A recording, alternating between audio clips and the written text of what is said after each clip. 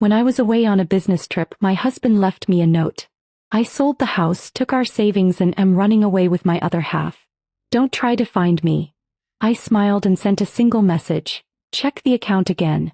Then my phone exploded with calls. As soon as I crossed the threshold of my home after a grueling week on the road, I realized something was wrong. The air seemed different, empty. My suitcase was still in my hand when I saw it, a single piece of paper on the kitchen table. I sold the house, took our savings, and am running away with my other half. Do not try to find me. I read it twice, then a third time to be sure. And then I laughed. A deep, sincere laugh. I pulled out my phone, typed a message, and hit send. Check your account again. Less than a minute later, my phone started buzzing. First a call. Then another. Then continuously. I didn't answer the phone. Instead, I poured myself a glass of wine. It wasn't a surprise. I knew it would happen. It started a few months ago. I was working hard, traveling a lot, and every time I came home something felt wrong. My husband, Ryan, had always been distant when I was busy with work, but lately his behavior had changed from indifference to something else. Suspicious spending. Late nights. A sudden obsession with his cell phone. I wasn't stupid. I knew the signs. So I prepared myself. The first thing I did was separate our finances. Our joint savings? Not so much joint anymore. I put my earnings into an account that only I could access. And the second thing? I made sure the house was legally in my name. Ryan didn't know about this little detail. He thought we owned it jointly, but the quick legal paperwork after I first suspected him convinced me that was no longer the case. And just in case he was foolish enough to try something drastic, I blocked his access to our main accounts before I left on my business trip. A precautionary measure. A necessary one, as it turned out. Because now he was here, blowing up my phone, realizing that his grand escape plan had failed before it even began. I let the phone ring. Over and over again. Ryan was panicking and I wanted him to feel every second of it. After a while I finally answered the phone. Michelle, listen, it was a joke. Stupid joke. I just needed to be alone. I was coming back. His voice was hurried, frantic. I took another sip of wine. You sold the house for a joke? Silence. You emptied your savings account for a joke? I continued. Michelle, please. I made a mistake. That was an understatement. He had sold the house illegally without my permission. It was an easy fix. A few calls to my lawyer and the authorities would straighten out the mess. And the money? Gone. But not mine, just his. Ryan thought he'd siphoned off all our savings, but all he took was a small amount I'd deliberately left in the account. Just enough to make him think he had it all. Enough to lure him into a trap. Now he was broke. And judging by the sound in the background, he wasn't alone. A woman's voice. His so-called other half. She did not look happy. I heard muffled arguments on his part. The mistress, whoever she was not happy. Probably realizing that her great escape had not been so great after all. Michelle, listen, Ryan said, lowering his voice. I screwed up. I wasn't thinking straight. We can fix this. I want to come back. Please. I almost laughed again. Come back to what? You have no home. No money. No job. You sold everything for a woman who seems to be leaving you too. She didn't know, okay? He thought I had money. So did I. Michelle, please help me this time. I swirled the wine in my glass, enjoying every second of it. Help you? You mean how you helped yourself to our savings? How you tried to leave me with nothing? It wasn't like that at all, he replied quickly. I just needed to. I hung up the phone. The calls kept coming. He tried texting, emailing. He even sent messages on social media. Each one more pathetic than the last. But I had had enough. I had spent years taking care of everything, our house, our bills, our future. Did he think he could just walk away and leave me in ruins? No way. The next morning I woke up to more messages. Ryan had obviously gotten around during the night. Michelle, please, I have nowhere to go. She left me. I'm alone. Just talk to me. I made a mistake, okay? But we can fix it. I ignored them. Instead, I made phone calls.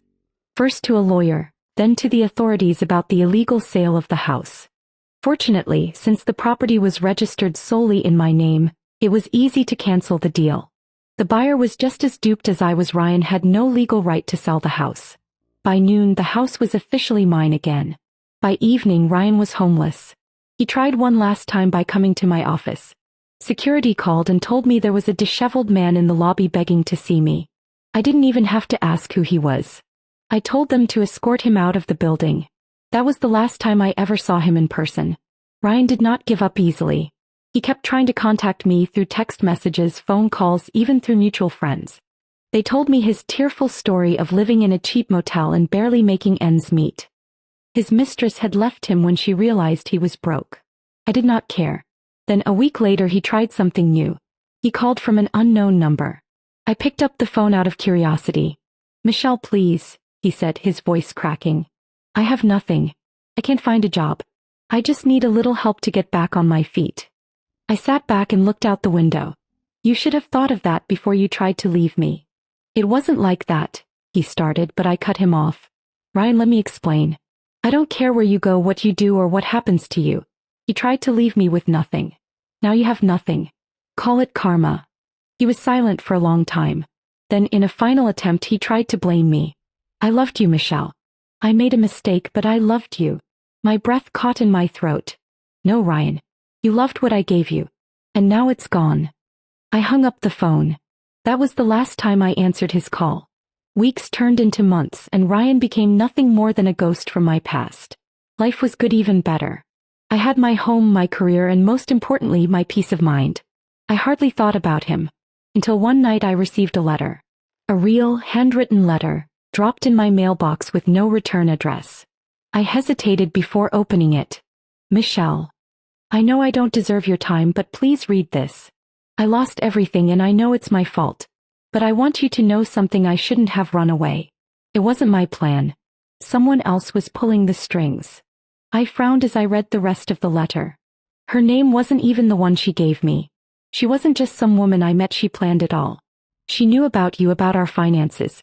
She convinced me to put everything into one account, to sell the house quickly, to trust her. She said she had lawyers who would fix everything. My hands clenched the paper. As soon as the money was transferred into the account, she disappeared. Gone. Like everything we had. I sat down, my heart pounding. "I know you don't care what happens to me, but if she did this to me, she might do it to someone else. Be careful, Michelle. She knew too much about you. About us. I think she's been watching us for a long time." The letter ended with a single line that made my skin crawl. "Check your accounts. Make sure she didn't leave you a parting gift." I grabbed my laptop and logged on. My accounts were intact. But as I sat there staring at the screen, I felt like I was drowning. Ryan was a fool. But someone else was playing a big game. And now I wondered if I would be the next target. I didn't sleep that night. I read and reread Ryan's letter, reading between the lines. The more I thought about it, the more it made sense. Ryan was selfish, but he was never smart enough to do something so calculated. Someone was controlling him, manipulating him. And now he was gone along with everything. In the morning, I decided to do something I never thought I would do. I called Ryan. He answered the first ring. "Michelle?" He sounded surprised, as if he hadn't expected to hear my voice again. "Who was she?" I asked. No small talk, no pleasantries. He sighed. "I don't know her real name.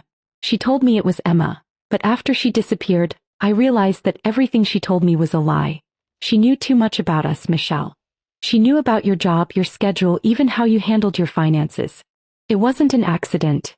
She planned this long before she met me." I felt a chill run down my spine. "How did you meet her?" "She found me." His voice was hollow. "She showed up at a bar one night, acting like she was just curious. But looking back, she knew exactly what to say to get inside my head. She knew what I was feeling." He paused. "Like I was losing you. She made me feel like I deserved more." I was silent. "She had a plan," he continued. "She told me how to wire the money, how to sell the house quickly, even which accounts to use. She said she had done this before and knew all the tricks. I thought she was helping me. But as soon as the money was transferred, she disappeared. And Michelle." His voice trailed off. "I think she wanted you to be next." My breath caught in my throat. Ryan hesitated. "She told me that you had more money somewhere, that you had backup plans. I think she wanted to get close to you at some point. Maybe to help you when things fall apart." I felt sick. "Are you sure she left?" I asked. "I don't know," Ryan admitted. "But if she's still watching, she's not coming for me. I have nothing left. I hung up without saying another word. For several days I felt uneasy. Every time I went out I found myself looking over my shoulder. I changed passwords, locked my accounts, even put security cameras in the house. Maybe I was being paranoid.